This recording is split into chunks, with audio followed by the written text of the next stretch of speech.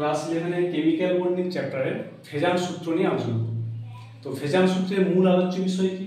মূল আলোচ্য বিষয় হচ্ছে ছোট স্মল ক্যাটায়ন এবং বিগ অ্যানায়ন মানে লার্জ অ্যানায়ন যদি হয় তাহলে সেই যৌগটি কি হবে?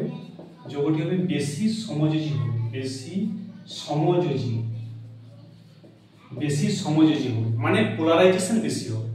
যদি আমার এখানে আমি একটু বলে দিই, যদি আমার ক্যাটায়নটা যদি ছোট হয় এবং অ্যানায়নের সাইজ যদি অনেক বড় হয়, অ্যানায়নের সাইজ বড় হলে কি হবে না অ্যানায়নটা সহজেই ক্যাটায়নকে পোলারাইজড করবে। তাহলে পোলারাইজড করলে কি যৌগটার মধ্যে সমযোজী ধর্ম মানে হচ্ছে কোভ্যালেন্ট চরিত্র আমার বেশি হবে। আর কোভ্যালেন্ট চরিত্র বেশি হলে আমরা যৌগের অনেক ধর্মের ব্যাখ্যা দিতে পারবো।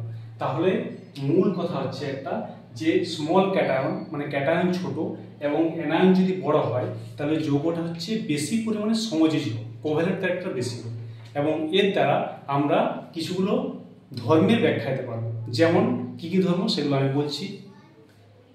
তো বন্ধু, ফেজান রুলের অ্যাপ্লিকেশন,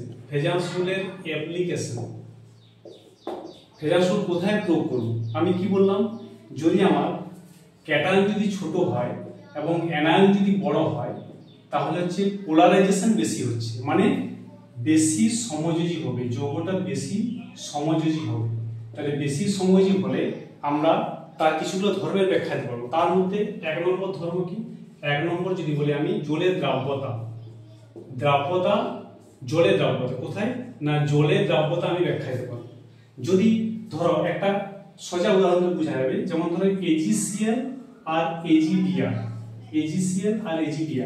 এখানে হচ্ছে কমন ক্যাটায়ন হচ্ছে Ag+ কমন ক্যাটায়ন, এটা হচ্ছে কমন।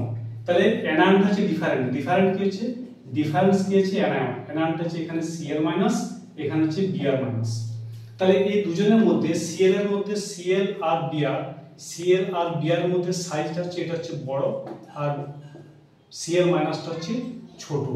তাহলে Br- যদি বড় হয় তাহলে Ag-Br হচ্ছে সমযোজী বেশি হবে, এটা হবে বেশি সমযোজী হবে Ag-Br।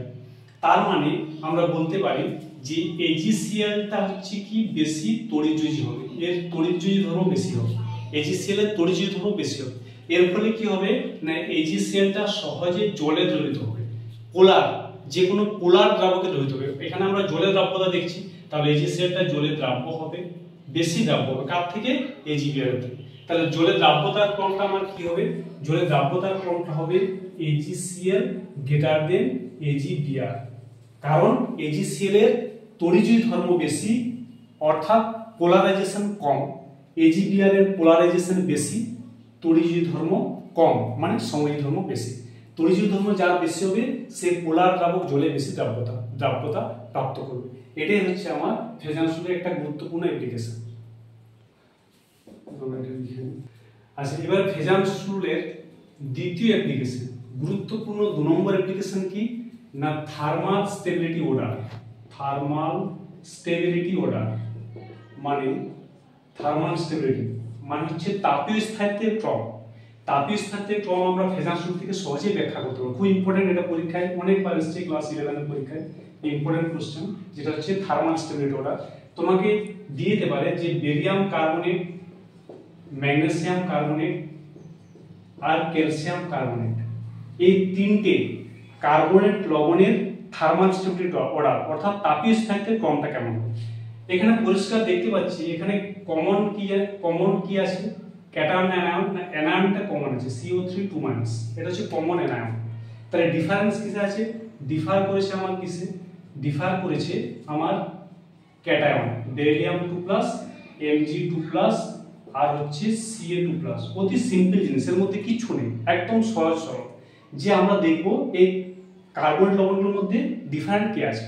আলাদা আছে কার্বনেটটা হচ্ছে কি আছে, আলাদা আছে আমার ধাতব আয়ন, এখানে বেরিলিয়াম 2+, এখানে Mg2+, এখানে Ca2+। তো এদের মধ্যে আমি দেখব কে সাইজ সবচেয়ে ছোট। এদের মধ্যে ছোট সাইজ হচ্ছে বেরিলিয়াম। পিরিয়ডিক টেবিল থেকে আমরা পাবো বেরিলিয়াম আগে আছে, তারপর ম্যাগনেসিয়াম, তারপরে ক্যালসিয়াম। তাহলে উপর থেকে নিচের দিকে আমার সাইজ বাড়ে, তাহলে ছোট সাইজ হচ্ছে বেরিলিয়াম, তাহলে বেরিলিয়ামের সাইজ ছোট হলে এর Be2+ এর পোলারাইজেশন বেশি হবে, এর হচ্ছে পোলারাইজেশন বেশি হবে, পোলারাইজেশন মানে তোমার ধ্রুবায়ন ক্ষমতা। তাহলে Be2+ বেশি যদি পোলারাইজড করে কোনটাকে, কার্বনের আয়নকে CO3 আয়নকে, তাহলে BeCO3 কি হচ্ছে সমযোজী ধর্ম বেশি হবে, এর সমযোজী ধর্ম বেশি হবে, যে যত পোলারাইজ হবে তার সমযোজী ধর্ম তত বেশি হবে। তাহলে এর যদি সমযোজী ধর্ম বেশি হয় তাহলে এর তড়িযোজী ধর্ম কম হবে, তাহলে তড়িযোজী ধর্ম কার বেশি হবে, CaCO3। তাহলে এর তড়িযোজী ধর্ম বেশি হলে থার্মাল স্টেবিলিটি এর বেশি হবে, মানে এর বেশি তাপে বিয়োজিত হবে, সহজে ভাঙবে না। তাহলে থার্মাল স্টেবিলিটি অর্ডার যদি আমরা সাজাই তাহলে দেখতে পাবো যে সবচেয়ে বেশি ক্ষণস্থায়ী হবে, মানে সবচেয়ে বেশি থার্মাল স্টেবিলিটি পাবে CaCO3, তারপরে আমার আসবে MgCO3, তারপরে আমার আসবে BeCO3, কারণ যেগুলো তড়িযোজী ধর্ম যাদের বেশি হয় তাদের থার্মাল স্টেবিলিটি অর্ডারটা বেশি হয়। এটা খুব ইম্পর্টেন্ট, এটা অনেকবার পরীক্ষায় এসেছে। ঠিক আছে।